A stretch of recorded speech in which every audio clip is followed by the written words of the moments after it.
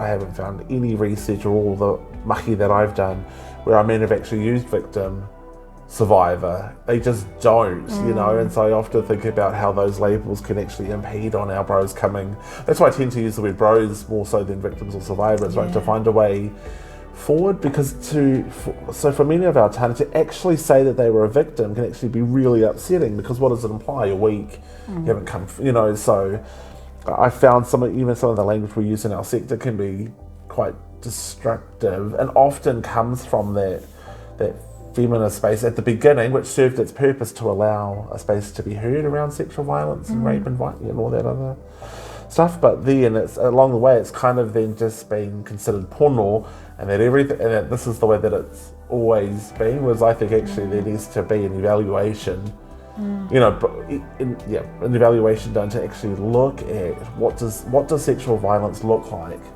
in 2020 or 2021 moving forward. Yeah, and I think even as I sit here and think about, you know, just what you're saying around language and what you're saying around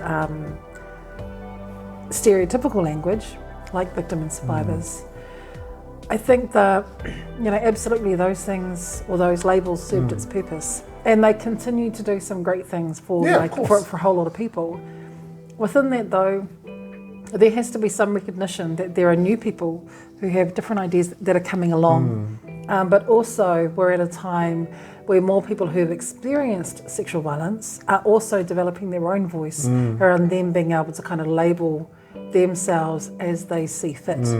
And we have to give people room for them to be able to do that and accept that actually not everyone is going to call themselves a victim, and not everyone is going to call themselves a survivor. In the same way that people with an addiction wouldn't necessarily call themselves an addict.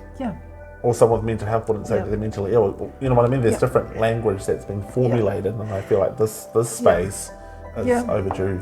And then I think the other thing that we as professionals need to also consider is that when someone turns around and says, I don't consider myself a victim, I don't consider myself a survivor, I consider myself whatever it is that they want to consider themselves as, we need to be careful that we're not going to override their mana and say something like, no, you're a victim because of da-da-da, or no, you're a survivor because of blah, blah, blah. Just because we attach a meaning to those words, that doesn't mean that that person that's sitting across from us has done the same thing.